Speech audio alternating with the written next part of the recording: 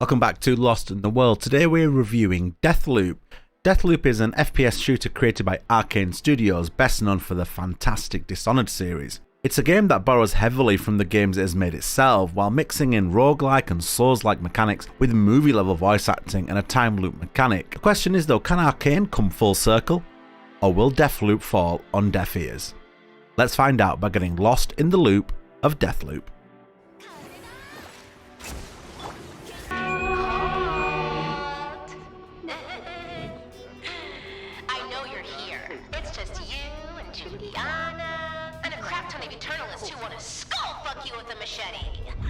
Graphically, the game looks good. I was playing in 2K at a solid 60 FPS. Each of the 4 maps have enough individuality to separate them from one another, though I wouldn't say there's anything really breathtaking there in the overall graphical levels. The 4 different times of day add some much needed variety to the maps because, yeah, you'll be repeating these levels a lot. The enemies are generally the same throughout, just reskins with either a melee weapon or a ranged weapon, with nothing really to differentiate them from one another. The game looks nice and it ran very well on my PC. I have seen a lot of criticism of the PC version of the game, in fact also criticism of the PlayStation 5 version of the game. However, I've got to say I reported 0 issues, not one crash, not one frame hitch, nothing. My game ran perfectly, in all honesty. The best way to sum up the presentation of Deathloop is stylistic. I loved the way the game was presented visually, though it wasn't eye-popping in an eye-candy kind of way. It had a real swagger about its presentation. Sonically, I really liked what ARKANE did, invoking the best 60s and 70s detective shows. The cute jingles, sound effects, and audio cues do a brilliant job of selling the 60s aesthetic to you. Invoking memories of classic TV shows of the past, the audio team did a great job. And that's before I even talk about the incredible voice acting by the 2 main protagonists. So you finally decided to make nice and get with the program? That look like what I'm doing? Just seems like you got cold feet back there. Didn't even kill anyone important. Maybe that was the plan. Like getting your nappy changed? Like sucking on your binky? Like being swaddled? You don't get it. Get this, asshole! One of the first things that grabs your attention in this game is the fantastic chemistry between the 2 main characters in the story. It is without a doubt a driving force behind your whole experience in the game. When you have 2 characters that are so well written and well acted, it doesn't half sell the vision of the game. The 7 other visionaries also have their own personalities that, though expanded upon, felt like a real missed opportunity, as I just didn't buy into those characters as I feel I should have. You crazy kids are a heartbeat from the happiest place on this rock, the library. Going back to Colt and Juliana though, the banter, the digs at the start of every mission, the back and forth and the comedy all works wonderfully well to keep you fully invested in the story. I crossed Frank's wires. Poor bastard doesn't know what's coming.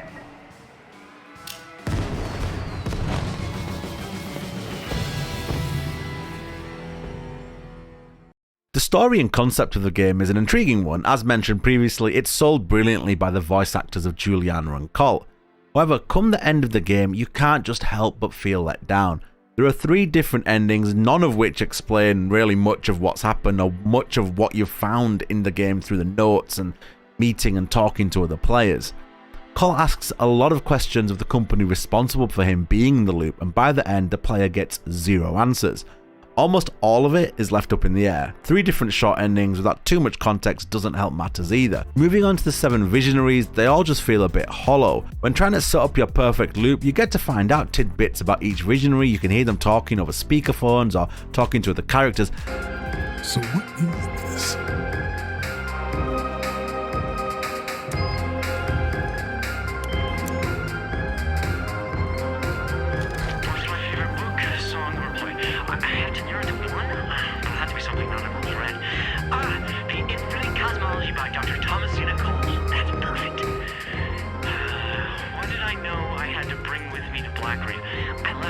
But honestly, in the grand scheme of things, it feels minimal. As you set up your assassinations, it never really gets that interesting with them. Now this is probably due to a variety of gameplay choices made by ARKANE, which I will touch on in a minute, but ultimately the 7 visionaries feel like a real missed opportunity when it comes to incorporating them into the story.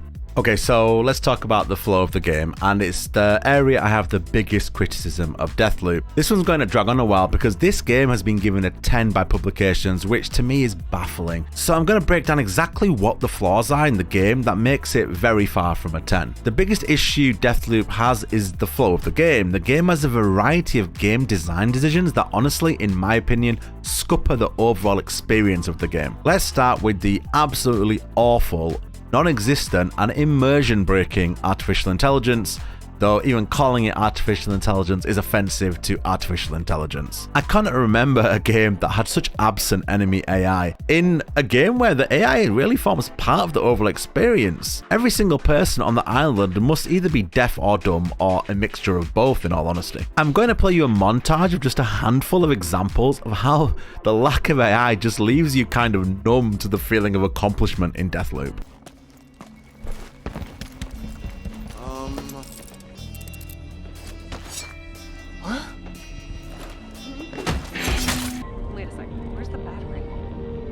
A battery for a generator? You haven't read the fucking manual. A power generator that needs power to generate. Unbelievable.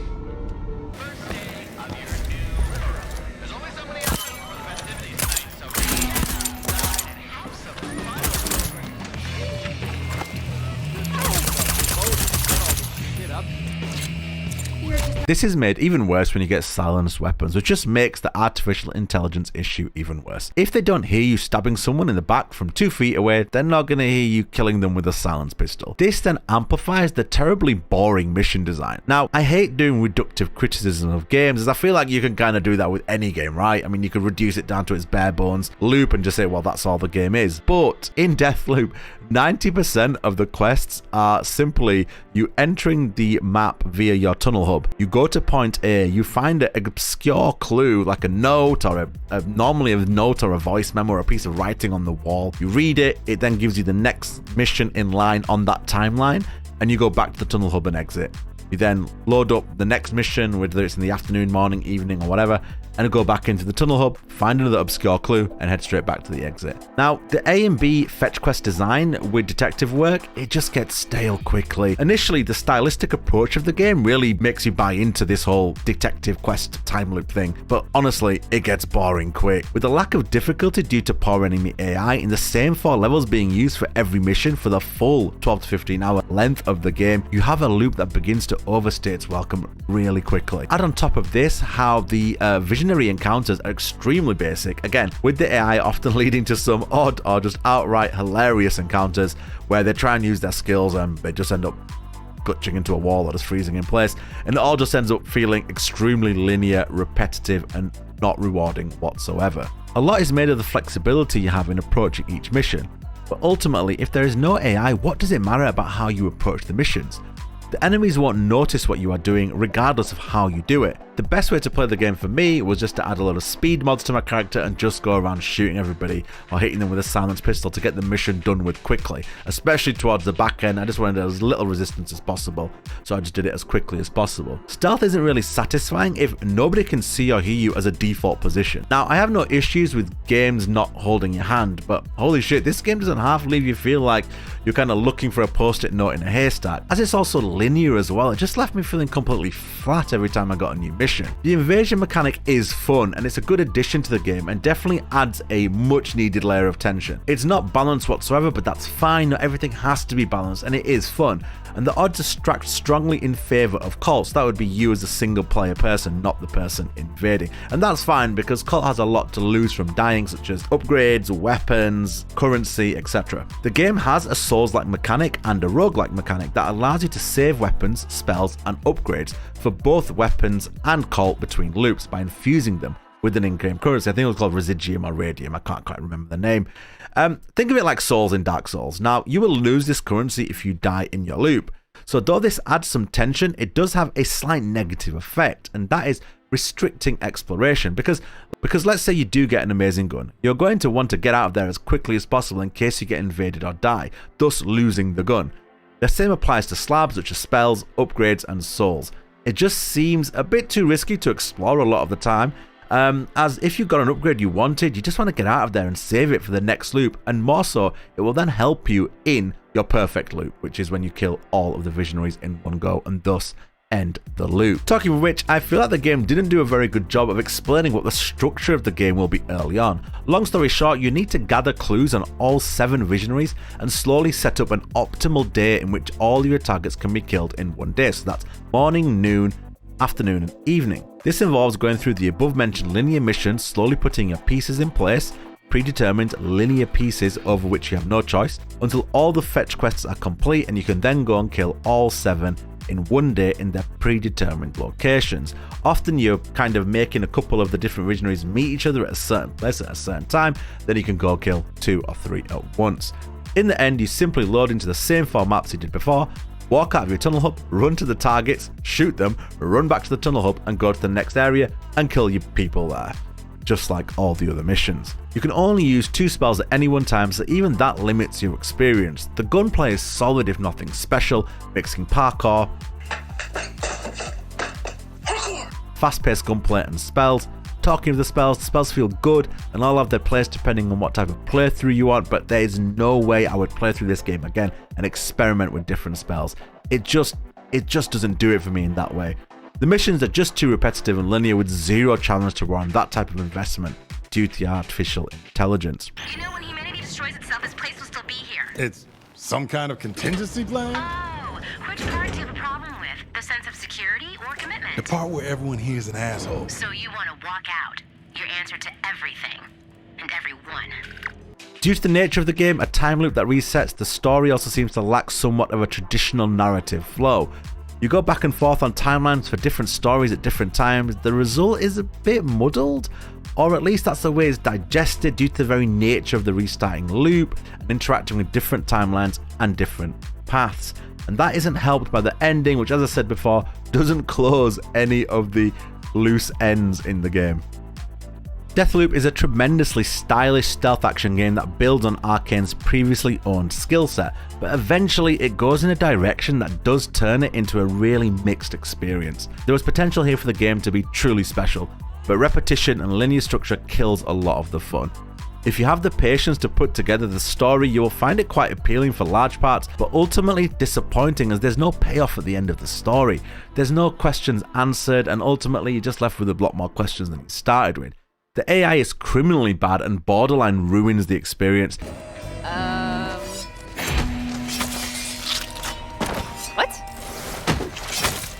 The visionaries seem half-baked unless you're willing to read through a myriad of notes, minicom messages, and a lot of other extras, and their fights are simply reskins of normal enemies with zero challenge. You just shoot them in the face and they die.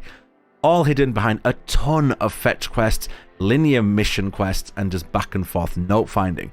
There's a ton of personality on show here though, which ultimately does all of the heavy lifting to get to the players to the end of the game, where you hope there's a payoff but you never get it.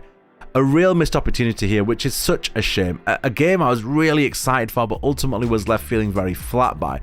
This is a good game with a lot of flaws. Overall, I'm feeling a strong 6 to a light 7 for Deathloop, which is in complete contrast to a host of reviews which honestly I believe a lot of those guys did not play all of this game. If you play this game for 3 hours, you're going to think it's going to be amazing. Trust me, 10 hours in, it loses its luster pretty quickly. Anyway, I'll leave it at that. If you played the game and enjoyed it, if you disagree with my review, please leave a comment below, hit me with a like, it helps me out a ton, etc, etc, all the usual YouTube stuff. Take care, and yeah, it's time to hit Kena Bridge of Spirits on the PlayStation 5. Review coming soon. Take care.